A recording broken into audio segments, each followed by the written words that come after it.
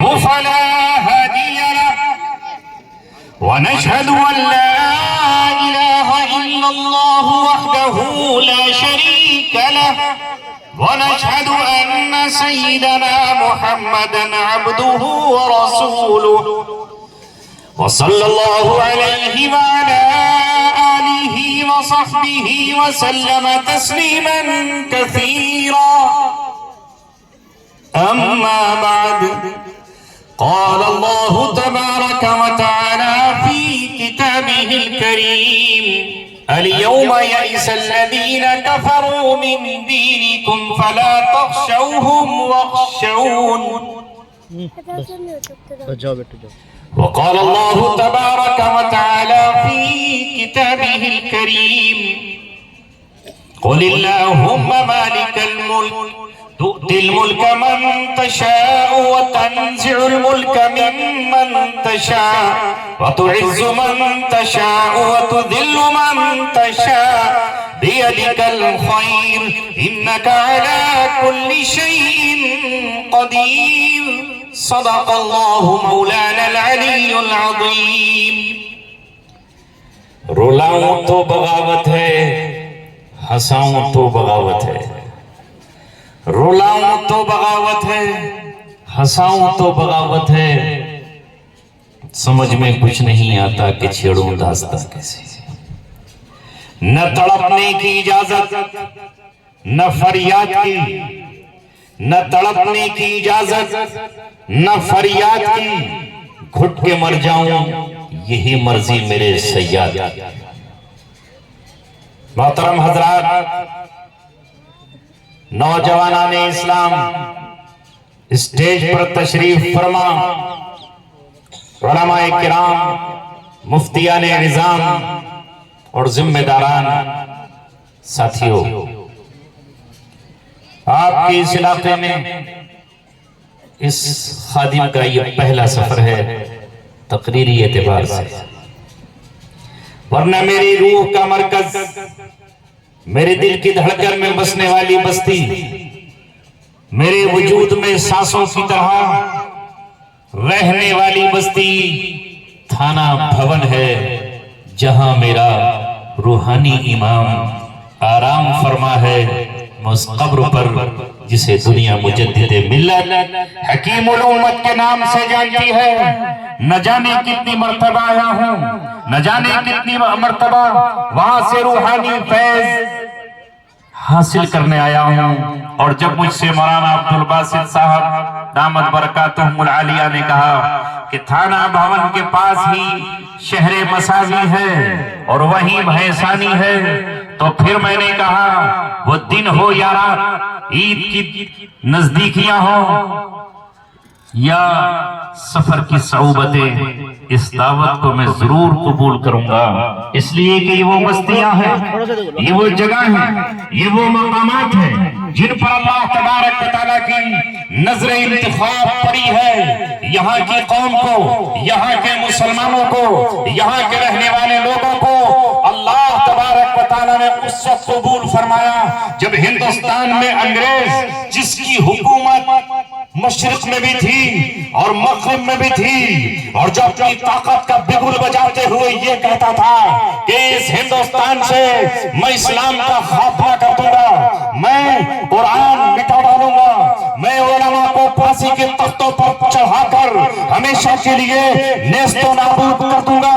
دہلی کو تاراج کر کے شاملی کے میدان میں حافظ ضامن شہید کو شہادت کا تاج پہنا کر، رشید احمد گنگوہی کو زخمی کر کے ان کے ہاتھوں میں ہتھکڑیاں ڈال کر مولانا قاسم نانوتوی کو گرفتاری کا منصوبہ بنا کر وہ یہ سمجھ رہا تھا کہ ہندوستان کی دھرتی سے اسلام ختم ہو جائے گا، یہاں صلیب کا ڈنکا ہوگا، یہاں عیسائیت کا نام ہوگا، یہاں کے مسلمان اب قرآن سے ہاتھ دھو بیٹھیں گے اور بائبل کو جا کر سجدہ کر لیں گے. تو اسی سرزمین سے حضرت مولانا قاسم نانوتوی رحمت اللہ علیہ اٹھے اور تمہارے چند کلومیٹر کے فاصلے پر دیوبند میں انہوں نے ایک مرکز کی تعمیر کی. یہ مرکز اسلام کا قلبی قلعہ تھا، آج بھی قلعہ ہے، اس بات کا اعلان کر رہا ہے کہ تو نہ مٹ جائے گا. ایران کے مٹ جانے سے شے میں کو تعلق نہیں پیمانے سے۔ توحید کی امانت سینوں میں ہے ہمارے، آسان نہیں مٹانا نام و نشان ہمارا، باطل سے دبنے والے اے آسمان نہیں ہم 100 بار کر چکا ہے تو امتحان۔ اے مساوی والوں، اے تھانہ بھون کے قریب میں رہنے والوں، تمہارے بازو میں وہ مجدد ملت حکیم الامت ہے جس کا روحانی فیض آج پوری دنیا میں روشن ہے۔ ہمارے دل کی دنیا اگر روشن ہے، اگر ہمارے اندر کی اندھیریوں میں کوئی چراغ جل رہا ہے تو وہ حضرت مولانا قاسم نانوتوی کا فیض ہے، اور وہ فیض منتقل ہوا ہے ہم تک حضرت مولانا شیخ الہند رحمت اللہ علیہ سے۔ مجھے میرے پاس وقت نہیں ہے ورنہ میں آپ کو یہ بتاتا کہ اے لوگوں، آج سے کئی سو سال پہلے 1857 کی جنگ آزادی تھی، اس کی قیادت کون کر رہا تھا؟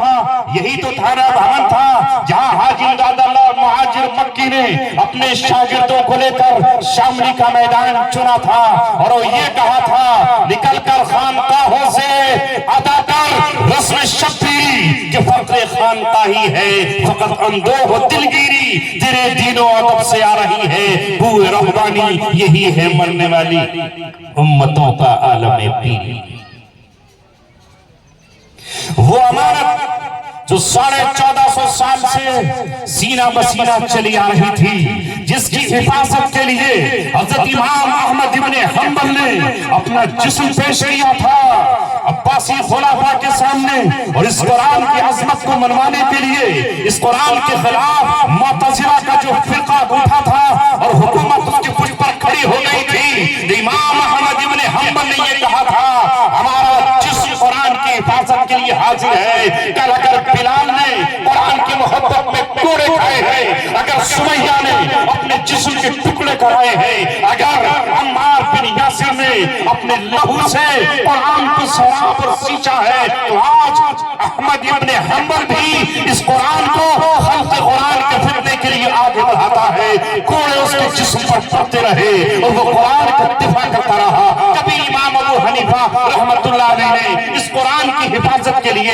اس کے نظام کی بقا کے لیے اور اپنے قلم سے خیانت نہ ہو جائے اس خوف اور ڈر سے جیل کی سلاخوں میں اپنی زندگی کو گزارا۔ وہ امانت جو تم تک پہنچی امام مالک کے ذریعے، امام شافعی کے ذریعے، خواجہ عبد القادر جیلانی کے ذریعے وہ پھر آئی، وہ مجدد الفسانی کے ذریعے وہ منتقل ہوئی، شاہ ولی اللہ امام دہلوی کے ذریعے وہی پھر آئی، امام قاسم حجت اللہ اسلام مولانا قاسم نانوتوی کے ذریعے، اور اسی کے وارث آج ہم ہیں، اسی کے وارث یہ قاری ناصر ہیں، اسی کے وارث یہ پیار محمد مفتی ہیں، اسی کے وارث یہاں پر ہمارے علماء کرام ہیں۔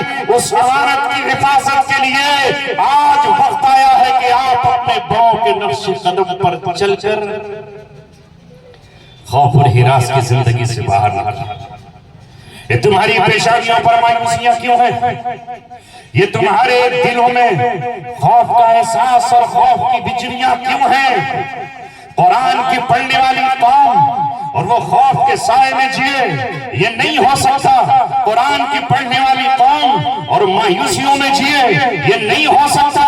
اس قرآن کریم سے محبت کرنے والوں 1450 برس پہلے اس قرآن کریم نے سرزمین مکہ پر اور سرزمین مدینہ پر کھڑے ہو کر کہا، کن سے کہا؟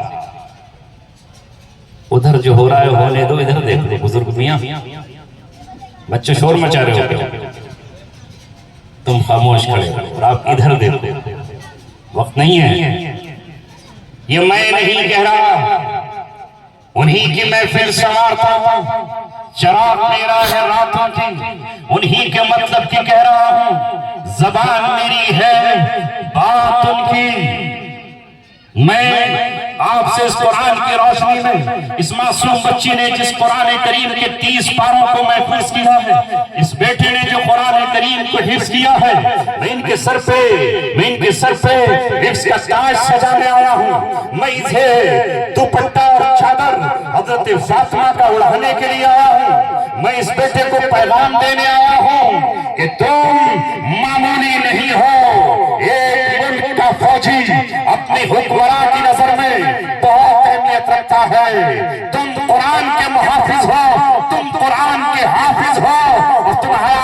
پیغام یہ ہے کہ ہم اس وقت تک زندہ رہیں گے جب جب قرآن پڑھا جاتا رہے گا.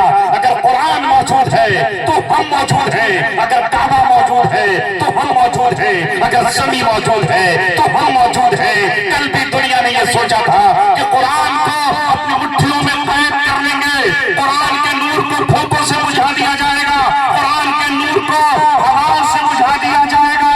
لیکن اللہ تبارک و تعالیٰ نے کہا یہ قرآن کا نور کوئی محض چراغ کا نور نہیں ہے, یہ جگنوں کا اجالا نہیں ہے, یہ شمع اور قندیل کا اجالا نہیں ہے, یہ سورج کا اجالا نہیں ہے, یہ چاند کی چاندنی نہیں ہے, یہ پیاروں کی روشنی نہیں ہے, اللہ تبارک و تعالیٰ کا نور ہے.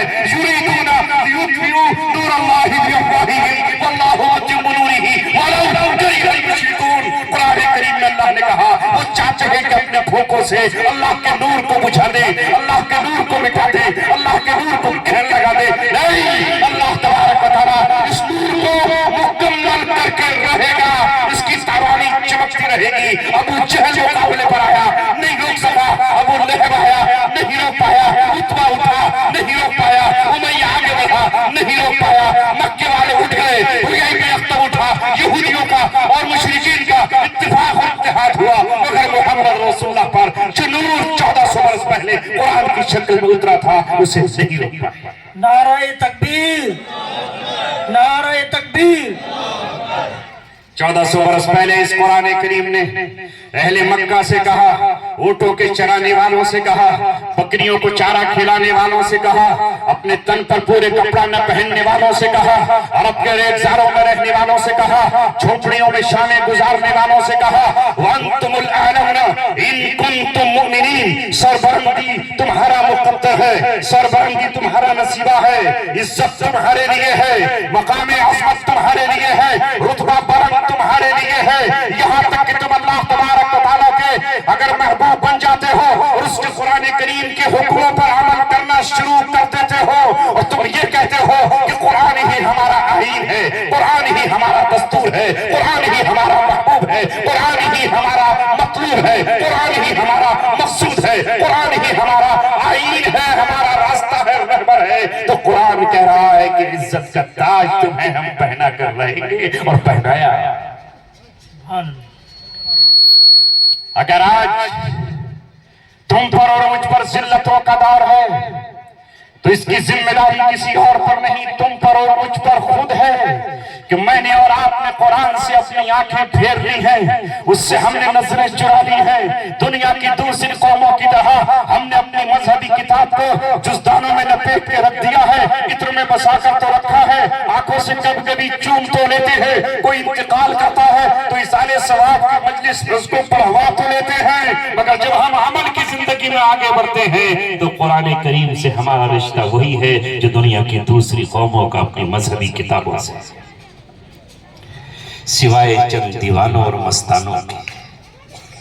وہ تو رہیں گے, وہ تو نہیں ہیں کم. وہ تو ابلیس نے اپنی قوم کو اور اپنے چیلوں کو خطاب کر کے کہا تھا, ہر نفس ڈرتا ہوں اس امت کی بیداری سے میں, ہر نفس ڈرتا ہوں اس امت کی بیداری سے میں, جس کی خاکستر میں ہے اب تک شرار آرزو, اس سے ڈرتا ہوں میں.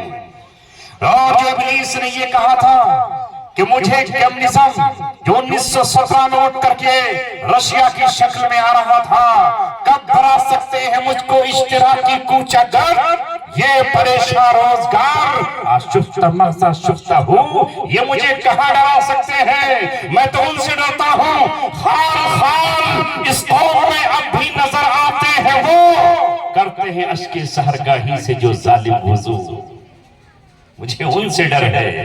تو اب یہ تو کچھ ہے جو قرآن کریم سے وابستہ ہے, ورنہ پوری قوم یہ کہتی ہے کہ قرآن تو ہم سے کہتا ہے کہ شراب مت پیو, مگر ہمیں تو شراب کے جام ہی اچھے لگتے ہیں. تو ہم سے کہتا ہے کہ سود مت کھاؤ, مگر ہمیں تو سود اور انٹرسٹ ہی میں مزہ آتا ہے. قرآن کہتا ہے ہماری بیٹیوں اور بہنوں سے پردہ کرو, ہم کہتے ہیں کہ نہیں, ہمیں تو یہود و نصارہ کے نقش قدم پر چلنے میں مزہ آتا ہے. ان کے اگر کہ بیٹیاں برہنہ جسم ہیں تو ہم بھی چاہتے ہیں کہ ہم بھی اپنی بیٹیوں کو ننگے جسموں کے ساتھ سڑکوں پر نکالیں اور مارکیٹوں پر نکالیں۔ قرآن ہم سے کہتا ہے کہ تم اپنی آنکھوں کو نیچا رکھو، مگر ہم کہتے ہیں کہ نہیں، ہمیں بھی غیر قوموں کی طرح نظارے کرانے دو۔ قرآن ہم سے کہتا ہے کہ تم قتل و قتال کی روش کو چھوڑ دو، مگر ہم کہتے ہیں کہ نہیں، ہمیں بھی جاہلیت کی قوموں کی طرح قتل کرنے دو۔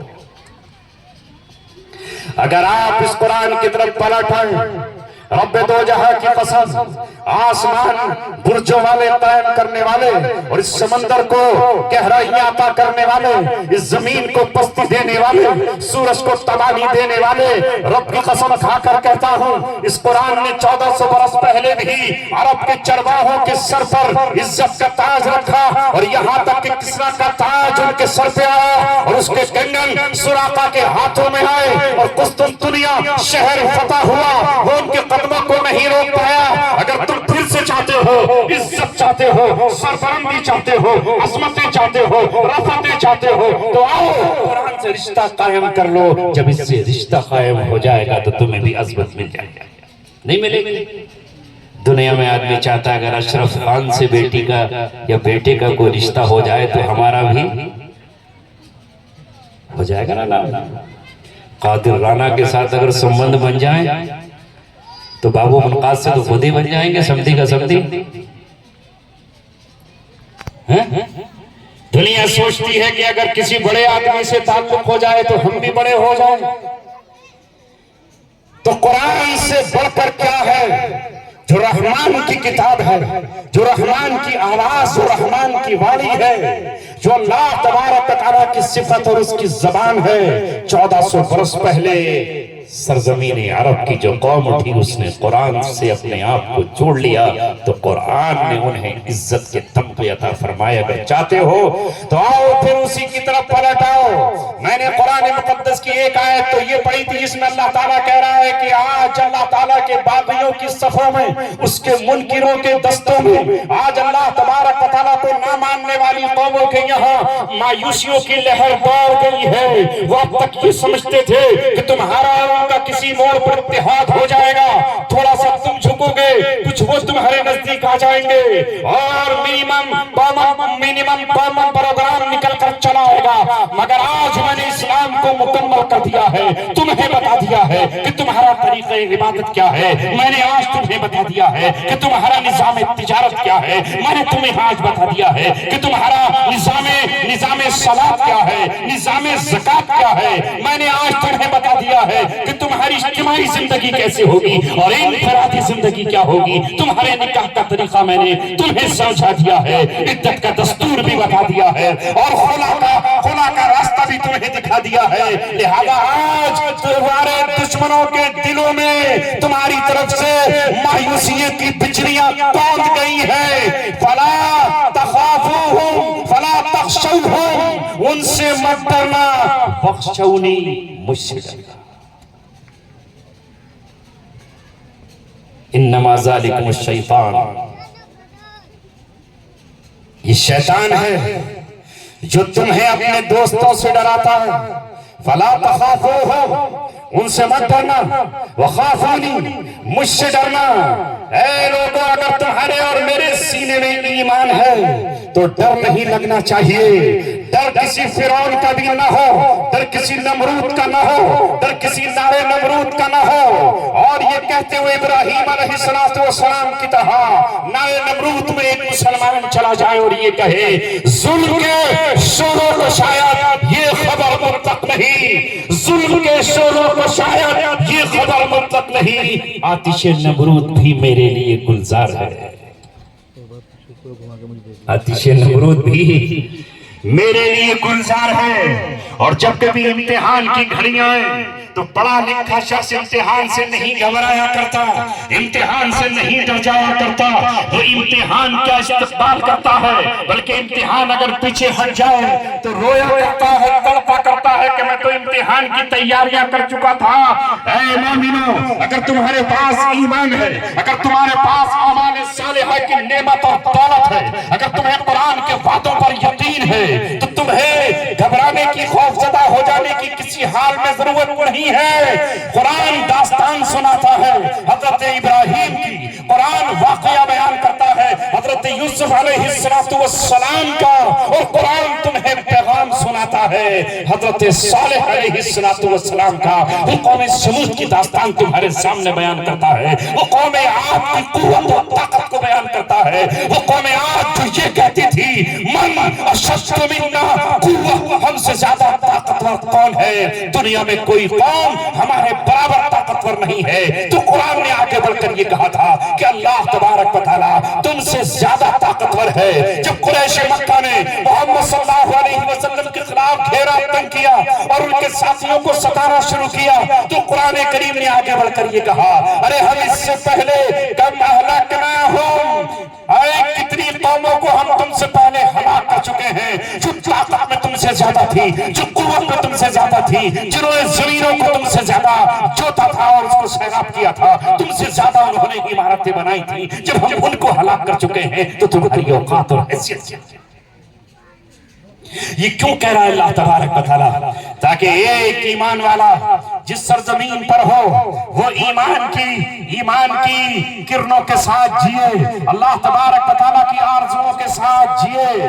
और यहाँ तक कि फिर एक ऐसा मौका आया कि जब अहले मदीना को घेर लिया गया, चारों तरफ से उन पर हल्ला बोल दिया गया और मदीने के बचाने का एक ही रास्ता रह गया कि बस मोहम्मद सल्लल्लाहु अलैहि वसल्लम खंदक़ें खोदें और मदीने का दिफा करें।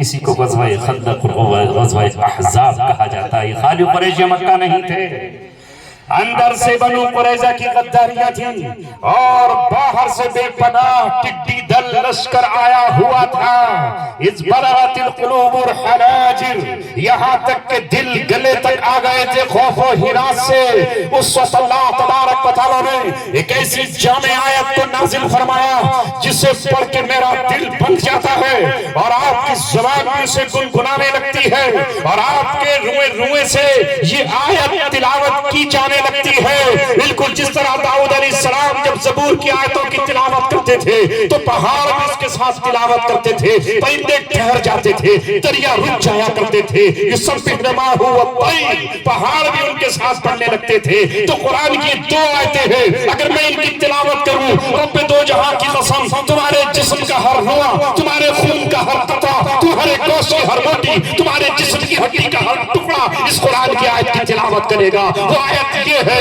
कुलिल्लाहुम्मा मालिकल मुल्क तुतिल मुल्क मन तशा व तंज़िउल मुल्क मिम्मन तशा व तुइस्सु मन तशा व तुज़िल्लु मन तशा बियदिकल खैर इन्नका अला कुल्ली शैइन क़दीर। नाराए तकबीर, हाथ उठा के लगा दो भाई, नाराए तकबीर। क्या कहा इस आयत में, ये कह के बात खत्म कर दो। मैं खुद नहीं आया, कहाँ मैं, कहाँ कारी अब्दुल बासित, कहाँ मैं और कहाँ मसावी। मैं तो 7 साल ऐसी जगह था जहाँ ज़बान खुलने की इजाज़त न थी, मगर अल्लाह तबारक व तआला जिसके लिए चाहे दरवाजे खोल दे और जिसके लिए चाहे दरवाजे बंद कर दे। वो जिसे चाहे तख्त पर बिठाए और जिसे चाहे वो तख्त से तख्ते दार पर ले जाए। क्या तुमने हुक्मरानों को सूलियों पर चढ़ते नहीं देखा? क्या तुमने हुक्मरानों को फांसियों पर जाते हुए नहीं देखा? क्या तुमने हुक्मरानों को कैद में जंजीरें पड़े हुए नहीं देखा? यही तो उसकी कुदरत का करिश्मा है। कभी गुलामों को तख्त पर बैठते हुए तुमने इस मुल्क में देखा है और कभी मिस्र में देखा है और कभी बादशाहों को बेटों के हाथे कत्ल होते हुए देखा है। इस दुनिया ने चंगेज का दौर भी देखा है और हलाकू खान का दौर भी देखा है। इस दुनिया ने नादिर शाह की तलवार भी देखी है और बायजीद यज़रम की बिजली भी देखी है। इस दुनिया ने तैमूर का कत्लेआम भी देखा है और अंग्रेजों की फूस का दास्तान भी देखी है। इस दुनिया ने सुल्तान सलाहुद्दीन अय्यूबी और नूरुद्दीन जंगी को भी देखा है और ईसाइयों के लश्कर को 1099 में बैतुल मुक़द्दस में दाखिल होते हुए भी देखा है। ये आसमान गवाह है इस बात का कि ये निज़ाम कायनात खुद नहीं चल रहा, इसे चलाने वाला अल्लाह तबारक ہوتا ہے تو یہ کہتا ہے یہ طاقت تیری نہیں ہے، یہ طاقت میری ہے، میں نے تجھے چند گھنٹوں، چند دنوں، چند سالوں کے لیے اس کا اگر مالک بنا دیا ہے تو اصل مالک میں ہی ہوں۔ یہ آیت اس وقت کہی جا رہی ہے جب محمد صلی اللہ علیہ وسلم کے پاس روٹی کا ٹکڑا نہیں ہے، ابوبکر صدیق کے گھر میں ایک کھجور تک نہیں ہے، محمد صلی اللہ علیہ وسلم بھوکے ہیں، صحابہ بھوکے ہیں اور پیٹ پر پتھر بنے ہوئے ہیں اور پھر شکایت زبان پر آتا ہے، اے دو عالم کے تاجدار اجازت دیجئے کچھ اکٹھا کر کے پیٹ کی آگ کو بجھا لوں، پتھر باندھے ہوا ہوں صبح سے شام تک۔ تو محمد صلی اللہ علیہ وسلم نے کہا اگر تو پتھر باندھے ہوئے ہے تو میں بھی دو پتھر اپنے پیٹ سے باندھا۔ یہ وقت ہے کمزوری کا، عاجزی کا، خوف و ہراس کا، چاروں طرف سے لشکر آیا ہوا ہے۔ اس وقت اللہ تبارک و تعالیٰ جبریل کو بھیج کر یہ کہتا ہے میرے محبوب کو جا کر یہ آیت سنا دو، یہ آیت قرآن کا حصہ بنا دو، یہ آیت قیامت تک پڑھی جاتی رہے گی، یہ آیت مسلمانوں کے بچے پڑھتے رہیں گے، ان کی کتابوں میں لکھی جاتی رہے گی۔ کہو قل اللہم مالک الملک، اے اللہ بادشاہت کا مالک تو ہے، حکمرانی کا مالک تو ہے، حکومت کی چابیاں تیرے اختیار میں ہے، تو تل ملک من تشاء، جسے تو چاہتا ہے بادشاہت دیتا ہے اور جس سے تو چاہتا ہے بادشاہت کو چھین لیتا ہے، وتعز من تشاء، جسے تو چاہتا ہے عزت دیتا ہے، وتذل من تشاء، اور جسے چاہتا ہے تو ذلیل و خوار کر دیتا ہے۔ یہ ہے ہمارا ایمان کہ نہیں؟ نہیں ہے، نہیں ہے۔ تمہارا ایمان یہ ہے کہ ای وی ایم کسی کو بناتا ہے، ای وی ایم نہیں بنا تھا، ڈی ایم نہیں بنا تھا، سی ایم نہیں بنا تھا، اللہ تبارک و تعالیٰ جس کو چاہتا ہے لا کر بٹھا دیتا ہے۔ لہٰذا اس پر غم مت کرو، حکمراں کون آتا ہے اور کون نہیں آتا ہے، گرچہ بت ہے جماعت کی آستینوں میں، مجھے ہے حکم اعظم لا الہ الا اللہ۔ بنی اسرائیل سرزمین مصر میں قرآن کی داستان سناتا ہے، فرعون تخت پر بیٹھا ہوا ہے، اس کا وزیر ظالم حامان بیٹھا ہوا ہے، اور اس کے ساتھ اس وقت کی مالی طاقت سب سے بڑا اس وقت کا بزنس مین۔ آج کے بزنس مین کی تو حیثیت کیا ہے؟ ایک بزنس مین سے خبر آ جاتے ہو ہمیشہ بادشاہ کا دولت مندوں سے رشتہ رہتا ہے۔ وہاں کون ہے دولت مند؟ قارون۔ کتنی چابیاں اس کے پاس، اونٹوں پر لد کے چلتی ہے۔ مگر بنی اسرائیل اپنے ایمان کی اذان ہونے لگی،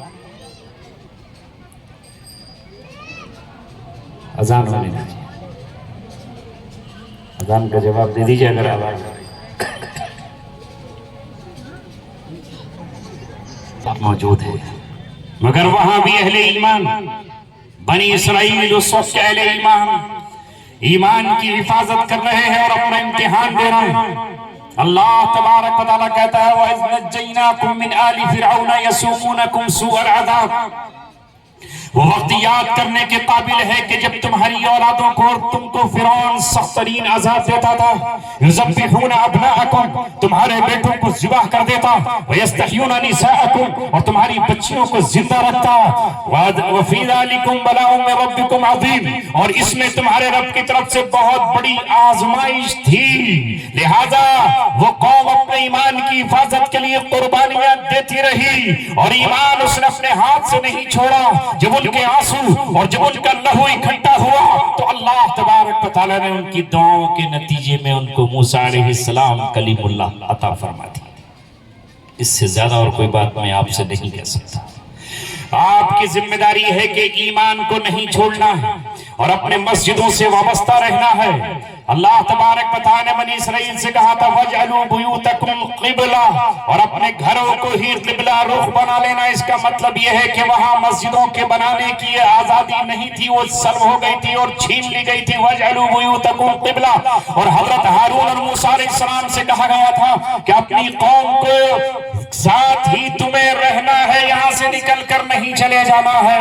آج میرے دوستوں اور عزیزوں 1857 کے بعد 1866 میں دارالعلوم دیوبند کی جو بنیاد رکھی گئی، اس کا مقصد یہی تھا کہ وہ امانت قرآن کی شکل میں حدیث، فقہ، تفسیر جو ہمارے اکابر کی ہے وہ ان جگہ محفوظ ہو جائے، اور اس کا سلسلہ آپ دیکھ رہے ہیں۔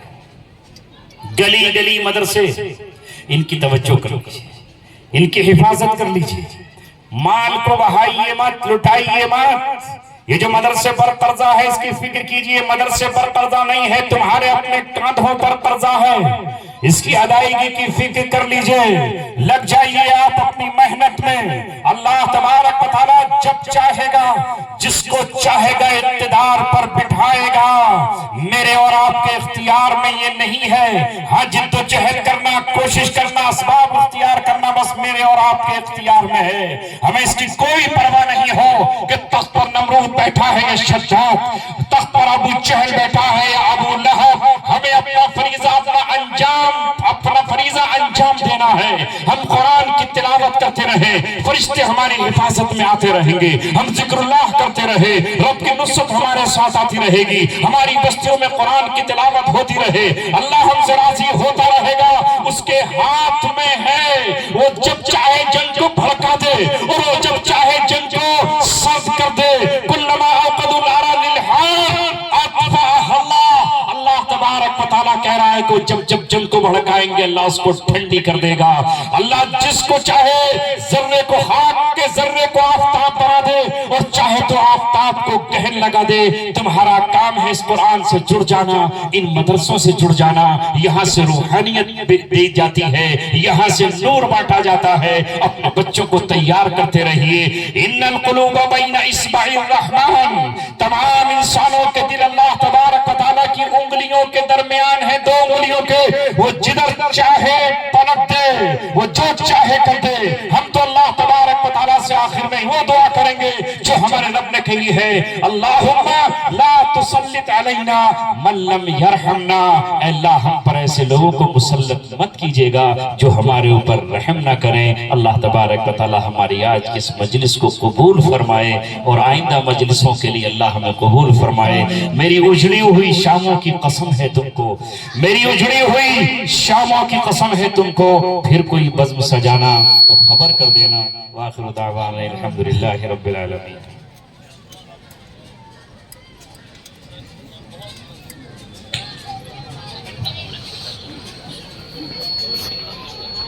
ایک بات اور بتا دو، آپ سے انتقال ہو گیا۔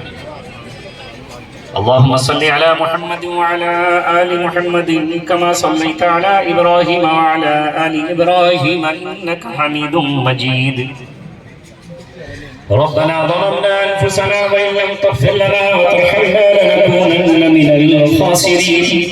لا إله إلا أنت سبحانك